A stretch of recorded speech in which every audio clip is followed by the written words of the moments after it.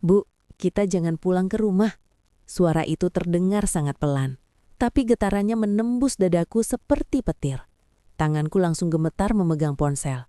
Anak laki-lakiku yang biasanya ceria, kini berbicara dengan napas terputus-putus, seperti sedang menahan tangis. "Kenapa, Nak?" tanyaku panik. Beberapa detik hening, lalu ia berbisik. Papa lagi marah. Aku dengar dia bilang kalau ibu pulang malam ini, semuanya bakal berakhir." Hatiku seperti diremas. Aku berdiri kaku di depan halte. Hujan turun deras dan dunia seakan berhenti berputar.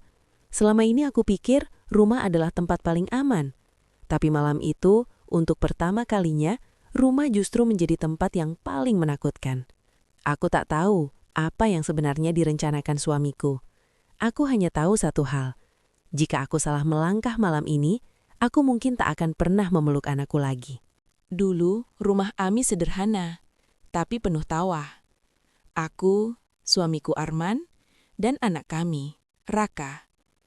Arman bukan pria sempurna, tapi dulu ia penyayang. Namun semuanya berubah perlahan, hampir tak terasa. Ia mulai sering pulang larut, mudah marah, dan memandangku seolah aku beban. Setiap pertanyaanku dianggap tuduhan. Setiap kekhawatiranku dibalas bentakan. Aku bertahan demi anakku. Aku meyakinkan diri, ini hanya fase. Tapi malam itu berbeda. Saat aku lembur, Raka menelepon dengan suara ketakutan. Ia bersembunyi di kamar, pintu dikunci. Katanya, ayahnya membanting meja, berbicara sendiri, menyebut namaku dengan nada yang membuat Raka gemetar. Aku ingin langsung pulang, tapi suara Raka menahanku. "Bu, jangan sekarang." Hatiku hancur. Aku merasa gagal sebagai ibu. Aku tak tahu sejak kapan anakku belajar takut di rumahnya sendiri.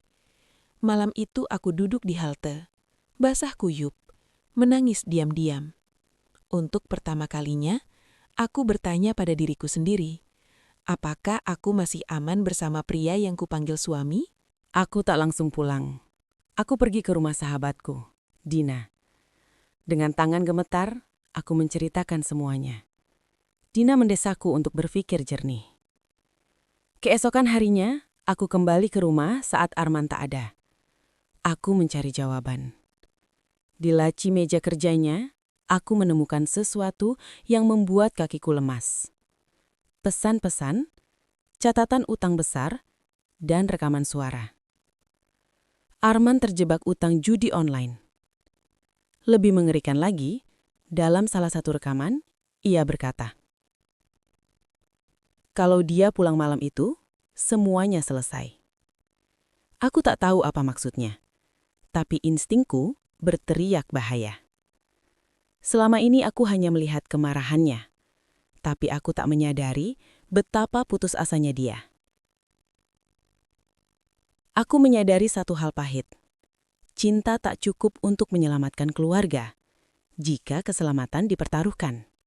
Aku mengambil keputusan tersulit dalam hidupku.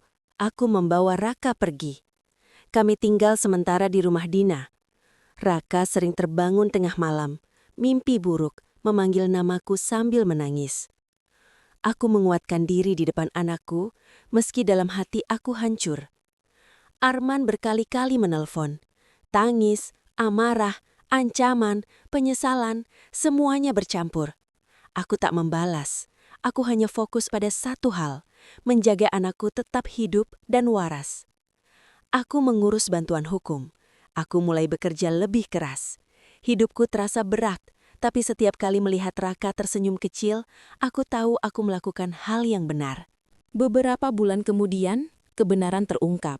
Arman ditangkap karena kasus perjudian dan penipuan. Saat aku mendengar kabar itu, aku tak merasa senang. Aku hanya merasa kosong. Di ruang tahanan, ia menangis.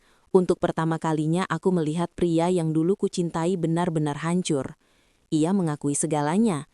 Malam itu, ia berniat melakukan hal bodoh karena tekanan utang dan rasa gagal. Jika aku pulang malam itu, mungkin cerita ini tak akan pernah selesai. Aku pulang dengan hati berat, tapi juga lega. Aku tahu aku telah menyelamatkan 2 nyawa, anakku dan mungkin juga diriku sendiri. Tahun berlalu. Aku dan Raka hidup sederhana. Tapi tenang. Rumah kecil kami penuh cahaya dan tawa. Tak ada lagi teriakan. Tak ada lagi ketakutan. Raka tumbuh menjadi anak yang kuat. Suatu malam, ia memelukku dan berkata, "Bu, makasih ya waktu itu ibu dengerin aku." Aku menangis dalam pelukannya. Saat itu aku sadar, keberanian seorang ibu bukan tentang bertahan dalam luka, tapi tentang melindungi anaknya dari luka yang lebih dalam. Kami mungkin kehilangan sebuah rumah lama, tapi kami menemukan rumah baru. Tempat yang aman, penuh cinta, dan tanpa rasa takut. Cerita ini mengajarkan kita bahwa rumah seharusnya menjadi tempat paling aman, bukan paling menakutkan. Jangan abaikan tanda-tanda kecil dalam keluarga. Mendengarkan anak bisa menyelamatkan hidup. Bertahan demi keluarga bukan berarti mengorbankan keselamatan. Kadang, meninggalkan bukan berarti gagal. Kadang, itu adalah bentuk cinta paling berani. Jika kamu seorang ibu, ayah, atau anak, ingatlah satu hal. Cinta sejati tidak pernah membuatmu takut untuk pulang. Jangan lupa tekan tombol like dan subscribe-nya ya, agar channel ini bisa berkembang.